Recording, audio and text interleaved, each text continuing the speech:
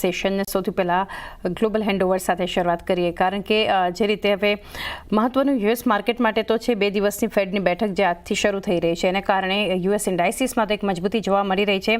સાથે ફેડ જે છે ફેડ પાસેથી જે અનુમાન આપણને જે એક આશા છે એને કારણે બોન્ડ યીલ્ડ અને ડોલર ઇન્ડેક્સમાં પણ એક ઘટાડો આપણને બનતો દેખાડી રહ્યું છે. પરંતુ કઈ રીતે એક સેટઅપ જોઈ રહ્યા છો વૈશ્વિક બજારોનું આપ? તો વેરી ગુડ મોર્નિંગ નાનીજી. જે રીતે અત્યારે આપણે જોઈ શકીએ છીએ યુએસ માર્કેટમાં આપણને સારી એવી તેજી અત્યારે બધી જોવા મળી રહી છે. જ્યાં નાસ્ડેક અને S&P 500 એના નવા શિખર પર આપણને પહોંચતો જોવા મળ્યું અને સાથે સાથે ડાઉ જોન્સ પણ કંઈક ને કંઈક ઓલ ટાઈમ હાઈની આસપાસ આપણને કારોબાર કરતું જોવા મળી રહ્યું છે. તો એક પોઝિટિવિટી ડેફિનેટલી આપણને યુએસ માર્કેટમાં બનતી જોવા મળી રહી છે. પરંતુ જે ડિસાઇઝિવ મુવમેન્ટ છે અત્યારે જે આપણે જોઈ રહ્યા છે, એક સ્ટ્રેટ તેજી અત્યારે જે બનતી જોવા મળી રહી છે, એ ક્યાંક ને ક્યાંક અત્યારના આપણને સ્ટોપ થતી જોવા મળી શકે છે. કારણ કે આપણે RSI સાથેનું નેગેટિવ ડાયવર્જન્સ બનતું જોવા મળી શકે છે. હમણાં રિસેન્ટલી જે આપણે રેલી જોઈ છે, બહુ શોર્ટ પીરિયડમાં આપણને સારી એવી રેલી બનતી જોવા મળી છે. તો ક્યાંક ને ક્યાંક ટાઈમ બેઝ યા તો પ્રાઇસ બેઝ કરેક્શન આપણે ઓબ્ઝર્વ કરી શકીએ છીએ યુએસ માર્કેટમાં. સો એનું એક રીઝન આપણને ક્યાંક ને ક્યાંક જે 17 તારીખે ફેડનું રેટ કટ ડિસિઝન છે ત્યાં આપણને બનતું જોવા મળી શકે છે. સો અગર ત્યાંથી આપણને જે લોકોની એક્સપેક્ટેશન્સ છે એની સાથે સાથે આપણને થતું જોવા મળે છે, તો કદાચ જે મોમેન્ટમ છે, જે બુલિશ મોમેન્ટમ, એ આપણને કન્ટિન્યુ થતું જોવા મળે. અધરવાઇઝ આપણને કંઈક ને કંઈક નાનું મોટું ટાઈમ બેઝ યા તો પ્રાઇસ બેઝ કરેક્શન અહીંયાથી બનતું જોવા મળી શકે છે. રેસ્ટની વાત કરીએ તો ક્યાંક ને કંઈક FTSE નેગેટિવ નોટ પર આપણને ક્લોઝ થતું જોવા મળ્યું, જેની સામે CSE અને ડેક્સમાં મોમેન્ટમ આપણને બનતું જોવા મળ્યું હતું. સાથે સાથે એશિયન માર્કેટની વાત કરીએ તો એશિયન માર્કેટમાં સ્ટ્રેટ ટાઈમ હેન્સેંગ અને શાંઘાઈમાં થોડી નેગેટિવિટી આપણને બનતી જોવા મળી રહી છે, જેની સામે નીકે, તાઇવાન કોસ્પી અને જકાર્તા એક પોઝિટિવ નોટ પર ટ્રેડ થતું જોવા મળી રહ્યું છે. સાથે સાથે ગિફ્ટ નિફ્ટીના સંકેતો જોઈએ તો ક્યાંક ને ક્યાંક ફ્લેટ ટુ નેગેટિવ નોટ પર ઓપન થાય એવું દેખાઈ રહ્યું છે. તો ક્યાંક ને ક્યાંક ઇન્ડિયન માર્કેટ પણ એક નેગેટિવિટી સાથે ઓપન થતું જોવા મળે, પરંતુ જે રીતના અત્યારના આપણને લેવલ્સ જળવાયેલા જોવા મળી રહ્યા છે, એ રીતના જોતા લાગી રહ્યું છે કે કદાચ આપણને એક બાઉન્સ ઓપન થતાની પછી બનતો જોવા મળી શકે છે ઇન્ડિયન માર્કેટમાં. પરંતુ ઓપનિંગ આપણે એક્સપેક્ટ કરી શકીએ છીએ કે તમને ફ્લેટ ટુ નેગેટિવ નોટ પર થતી જોવા મળી શકે. ફ્લેટ ટુ નેગેટિવ નોટ પર એક શરૂઆત આપણને બતાવી શકે છે આજે ભારતીય બજારનો ઓવરઓલ એક ગ્લોબલ હેન્ડઓવર પર ચર્ચા કરી. હવે નજર કરીએ FIS DIsના ફિગર્સ તરફ. ગઈકાલના સેશનમાં 1270 કરોડ આસપાસનું સેલિંગ આપણને FISએ કેશમાં બતાવ્યું. DIs 1933 કરોડની ખરીદદારી કરી છે. ઇન્ડેક્સના ફિગર્સ જોઈએ. ઇન્ડેક્સ ફ્યુચર્સ 222 કરોડ ખરીદ્યા છે. સ્ટોક ફ્યુચર્સમાં 1662 કરોડ વેચવાલી કરી છે. તો કેશમાં ફરી વેચવાલી F&Oના જે આંકડા છે વિરાટ, એ સુધરતા આપણે જોઈ રહ્યા છીએ ને શોર્ટ કવર થતાં આપણને બતાવી રહ્યા છે. નેટ શોર્ટ હવે ઘટ્યા છે, લગભગ 2.5 લાખ આસપાસ આપણને પહોંચતા બતાવી રહ્યા છે. કોન્ટ્રાક્ટ્સ કઈ રીતે જોઈ રહ્યા છો ફિગર્સ? બિલકુલ ચાંદનીજી, પરંતુ જે રીતના કેશમાં ફરીથી આપણને એક સેલિંગ ફિગર આવતું જોવા મળી રહ્યું છે, તો it's a sort of a pattern જે આપણે જોઈ રહ્યા છીએ કે એક લાંબા સમયથી આપણને નેગેટિવિટી બનતી જોવા મળી હતી, કે એક આઉટફ્લો બનતો જોવા મળ્યો હતો FIનો, જેની સામે આપણને નાનું મોટું ઇનફ્લો આવતો જોવા મળી રહ્યો છે. જે રીતના આપણે અગર છેલ્લા 10 દિવસની વાત કરીએ, તેમાંથી 2-3 સેશન એવા હતા કે જેમાં આપણને પોઝિટિવિટી આવતી જોવા મળી, જેમાં ઇનફ્લો આવતો જોવા મળ્યો. બાકી રેસ્ટ ઓફ ધ ડેઝમાં આપણને FIના એન્ટ્રી કેશમાં તો થોડું સેલિંગ પ્રેશર યથાવત રહેતું જોવા મળી જ રહ્યું છે. તો જે બહુ પોઝિટિવ સાઇન તો નથી. અને સેકન્ડલી આપણે અગર જોઈએ તો 222 કરોડનું ઇન્ડેક્સ ફ્યુચર લોંગ કર્યું છે, જેની સામે ઓપ્શન્સમાં સારું એવું કામકાજ આપણને રિસેન્ટલી બનતું જોવા મળ્યું છે, જ્યાં આપણે કોલ રાઇટ કર્યા છે. 35,667 કોન્ટ્રાક્ટ આપણને કોલ રાઇટ થતા જોવા મળ્યા છે, જેની સામે 11,150 કોન્ટ્રાક્ટ રેલવે પુટ પણ લોંગ કર્યા છે. તો ક્યાંક ને કંઈક આ જોતા લાગી રહ્યું છે કે હેજ પોઝિશન પણ આપણને ક્રિએટ થતી જોવા મળી રહી છે. સાથે સાથે જે કાલનું આપણું ડિસ્કશન હતું કે જ્યાં ધીરે ધીરે એ લોકોની કોલ રાઇટિંગ ઓછી થઈને એ લોકો પુટ રાઇટિંગની પોઝિશન એડ કર્યા હતા, જેની સામે પ્રીવિયસ ટ્રેડિંગ સેશનમાં આપણે જોયું કે ક્યાંક ને ક્યાંક ફરીથી હાયર એન્ડ પર આ લોકો કોલ રાઇટિંગ કરતા જોવા મળ્યા છે. તો જે દર્શાવી રહ્યું છે કે ક્યાંક ને ક્યાંક એક હેજ પોઝિશન આપણને સ્માર્ટ મની થ્રુ બનતી જોવા મળી રહી છે, જેની સામે રિટેલર્સની વાત કરીએ, જેવી રીતના ઇન્ડેક્સ પર ક્લાયન્ટ સ્પેસિફિક જોવા જઈએ તો સારું એવું સેલિંગ એમણે કર્યું છે. 1,20,000 કોન્ટ્રાક્ટ્સનું રાઇટિંગ આપણને પુટ સાઇડ પર રિટેલર નાઇટથી બધું જોવા મળ્યું છે. તો આ એવું દર્શાવી રહ્યું છે કે ક્યાંક ને ક્યાંક એક ટ્રેપ આપણને રિટેલ માટે બધો જોવા મળી રહ્યો છે. તો અહીંયાથી અગર ઇમ્પોર્ટન્ટ લેવલ્સ બ્રીચ થાય છે તો અહીંયાથી આપણને ફરીથી એક નેગેટિવિટી બનતી જોવા મળી શકે છે. તો ફિલહાલ માટે માર્કેટ થોડું ઇનડિસાઇઝિવ બનતું જોવા મળી શકે છે, જ્યાં આપણને એક કન્સોલિડેશન બધું જોવા મળી શકે બિટવીન 25,000 to 25,200. જો 25,200 ની ઉપર સસ્ટેન કરે તો આપણને પોઝિટિવિટી વધતી જોવા મળે. અદરવાઇઝ આપણને જો 25,000 લેવલ રીચ થાય છે તો ફરીથી અહીંયાથી નેગેટિવિટી ઇન્ક્રીઝ થતી જોવા મળી શકે છે. એવું અત્યારે એફઆઈઆઈ ડીઆઈની એક્ટિવિટીથી લાગી રહ્યું છે. તો આ રીતે એફઆઈએસડીઆઈની એક્ટિવિટી પરથી એક વ્યૂ બનતો જોઈ રહ્યા છીએ. સાથે વીકલી એક્સપાયરી નિફ્ટી માટે અને જે રીતે આપણે જોઈ રહ્યા છીએ વિરાટ કે બધા મૂવિંગ એવરેજની ઉપર છે નિફ્ટી. ગઈકાલે જે આપણને ક્લોઝ જોવા મળ્યું છે 25,070ના લેવલ્સ પર ફ્લેટ ટુ નેગેટિવ, અને આજે પણ એક ફ્લેટ નોટ પર શરૂઆતના સંકેતો આપણને બનતા બતાવી રહ્યા છે ગિફ્ટ નિફ્ટી તરફથી. 25,100 પર કોલ રાઇટર, 25,200 અને 300ની સ્ટ્રાઇક માટે, 25,100 ઉપર પુટ રાઇટરનું પણ ઝોન, 25,000ની સ્ટ્રાઇક અને 24,900 ઉપર. તો કઈ રીતે હવે લેવલ્સ તમે જણાવ્યા, પરંતુ એક સ્ટ્રેટેજી અને એક વીકલી એક્સપાયરી કઈ રીતે જોઈ રહ્યા છો નિફ્ટી માટે? સો જે રીતના અત્યારે આપણે જોઈ રહ્યા છે નિફ્ટીમાં 25,100ની આસપાસના લેવલ પાસે આપણને ચોકનેસ બનતી જોવા મળી હતી કાલના દિવસમાં, અને ત્યાંથી પછી આપણને હલકું કરેક્શન ટુવર્ડ્સ 25,050 સુધીના લેવલ પાસે આવતું જોવા મળ્યું.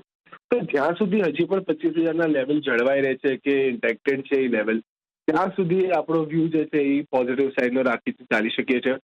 કારણ કે 25,000 સેન્ટિમેન્ટલ બેઝ પર પણ ઘણો ઇમ્પોર્ટન્ટ લેવલ છે, અને ડેટા વાઇઝ પણ જોવા જઈએ તો એ લેવલ ઘણા ઇમ્પોર્ટન્ટ લેવલની જેમ કામ કરતો જોવા મળી શકે.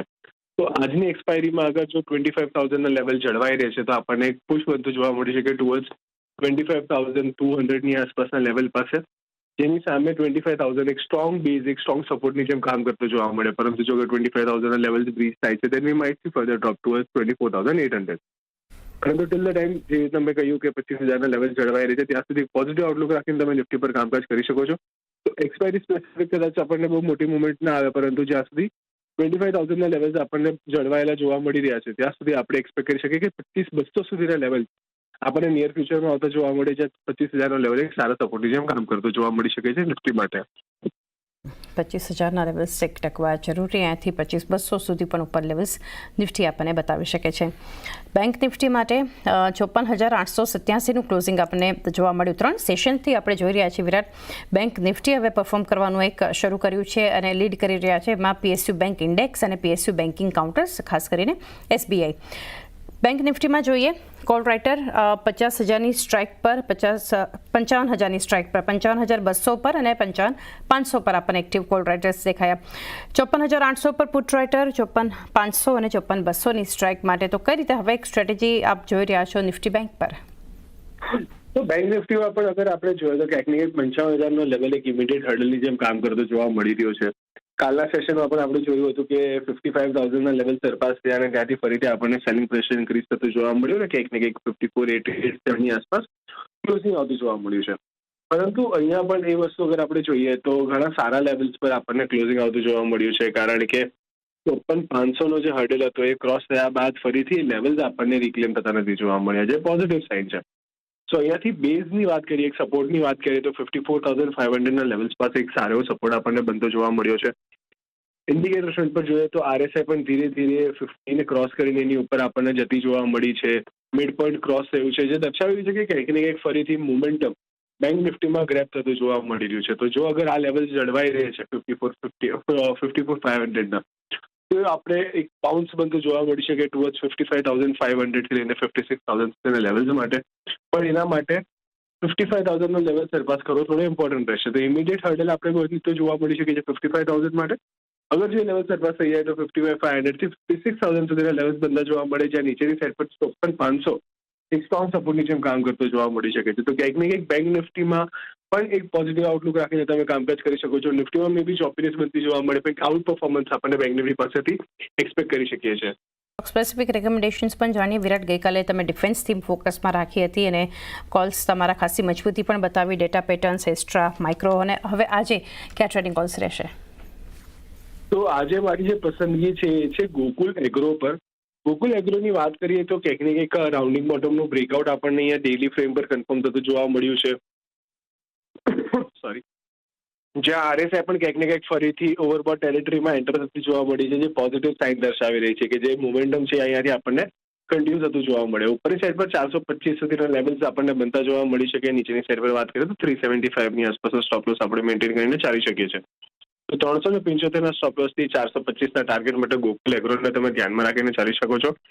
સેકન્ડ જે કાઉન્ટર મારા ધ્યાનમાં આવી રહ્યું છે હરિઓમ પાઇપ. હરિઓમ પાઇપમાં અગર આપણે જોઈએ તો જે રેઝિસ્ટન્સ હતા એને બ્રીચ કરીને એની ઉપર આપણને ક્લોઝિંગ આવતું જોવા મળ્યું છે. બુલિશ કેન્ડલસ્ટિક ફોર્મેશન ફોર્મ થઈ છે અને વોલ્યુમ્સ પણ યુઝ્યુઅલ વોલ્યુમ્સ કરતા વધારે થયા છે, જે દર્શાવી રહ્યું છે કે ક્યાંક ને ક્યાંક ઇન્વેસ્ટર્સનું ઇન્ટરેસ્ટ આ પર્ટિક્યુલર કાઉન્ટરમાં વધતું જોવા મળી રહ્યું છે. ઉપરમાં 570 સુધીના ટાર્ગેટ આપણને બનતા જોવા મળે છે, નીચે 510 એક સ્ટ્રોંગ સપોર્ટની જેમ કામ કરતો જોવા મળી શકે છે. તો રિસ્ક રિવોર્ડ બી ફેવરેબલ છે. તો હરિઓમ પાઇપને તમે ધ્યાનમાં રાખીને ચાલી શકો છો with the stop loss of 510 અને 570ના ટાર્ગેટ. વેરી ગુડ મોર્નિંગ તમને અને બધા વ્યુઅર્સને. સો મારા ઇન્ડિયા જે એક જ પિક રહેશે એ છે આશા ઇન્ડિયા ગ્લાસ લિમિટેડ. આપણે જોઈએ સ્ટોકમાં ડેલી ટાઈમ ફ્રેમ પર એક લાઈફ ટાઈમ આઈની ક્લોઝિંગ આવી છે અને આવરલી ચાર્ટ પર આપણે જોઈએ કપ એન્ડ હેન્ડલ પેટર્નનું બ્રેકઆઉટ બી જોવા મળે છે. વોલ્યુમ પાર્ટિસિપેશન બી આપણે જોઈએ બાય ડેઝના સારા વોલ્યુમ પાર્ટિસિપેશન હોય છે.